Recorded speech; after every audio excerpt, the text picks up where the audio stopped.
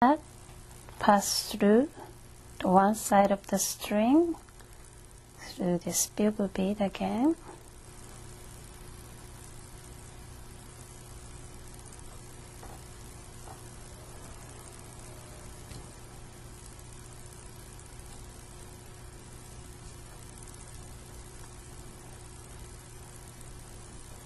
Then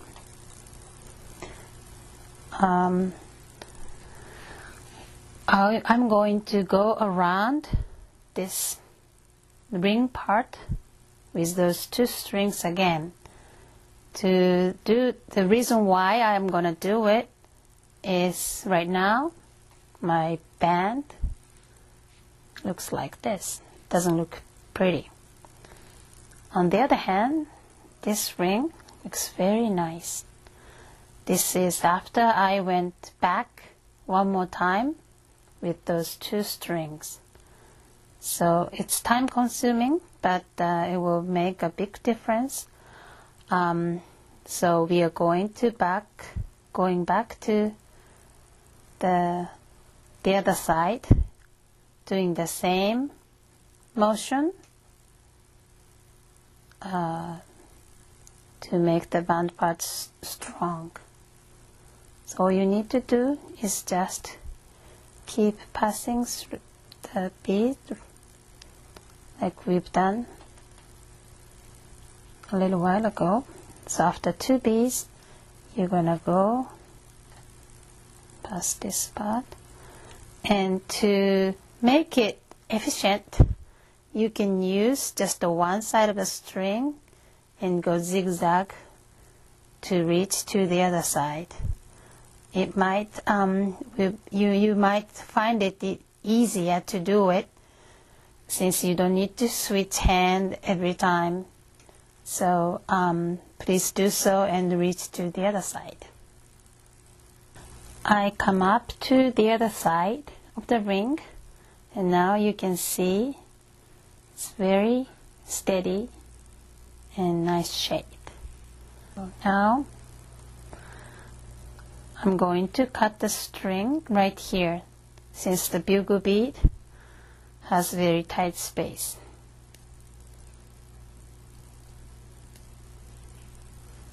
And now I just made olive clover ring. Now I will show you how to make it as a pendant head. It's same up to this part. The strings are coming out from the bugle bead here.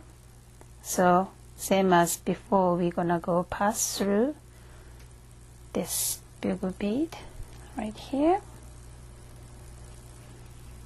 Those two strings are coming out from the same bugle bead.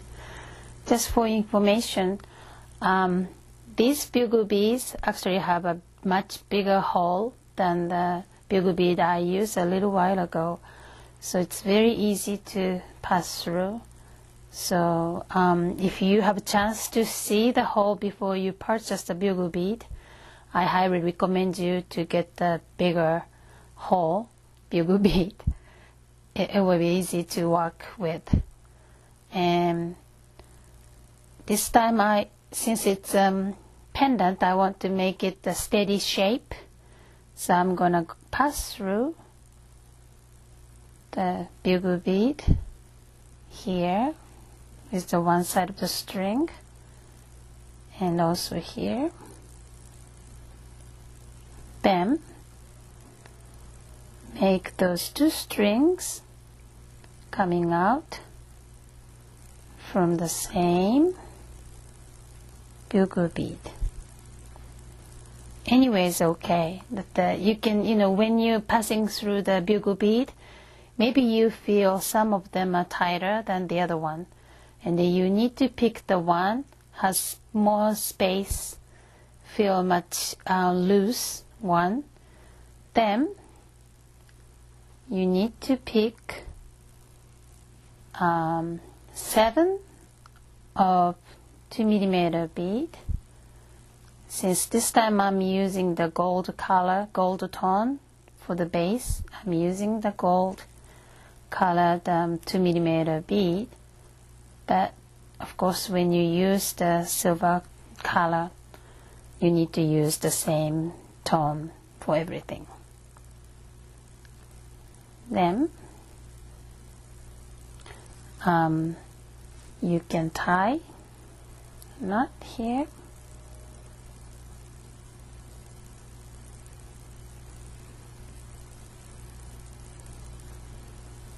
But since this part is going to be a very important part to hook up to the chain, after I tie the knot, I will go around again with one side of the string.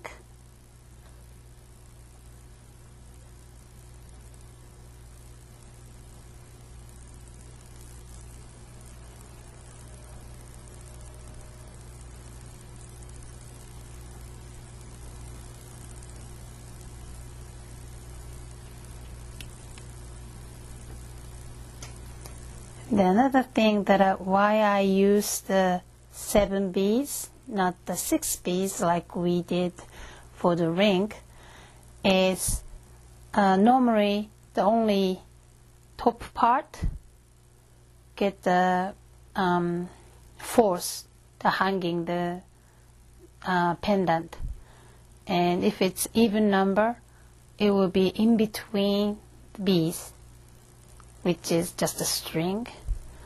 But if you put the 7, this time I use a 7, but if you put the uneven numbers of the beads, always the middle part has some beads. So this way the force, just the string doesn't need to get the force of the weight. So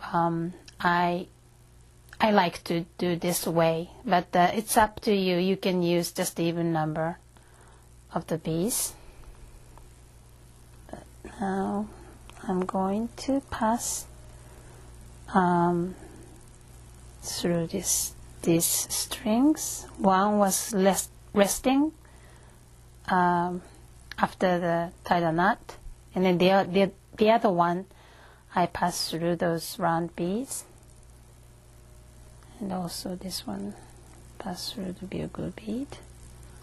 This bugle bead is much easier to work with. Still, it's getting tighter, so I'm going to use the bent nose plier to come out. Oops, this one is actually coming out from the top of this Swarovski bead. That's okay, we're going to cut it anyway. So you just go through several beads like this.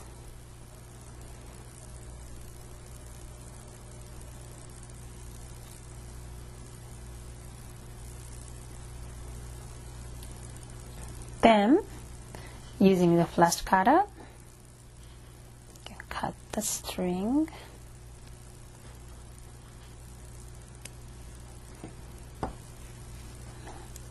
Then, since I don't have the gold tone chain with me right now, I'm going to use this one to show you how to connect to the chain.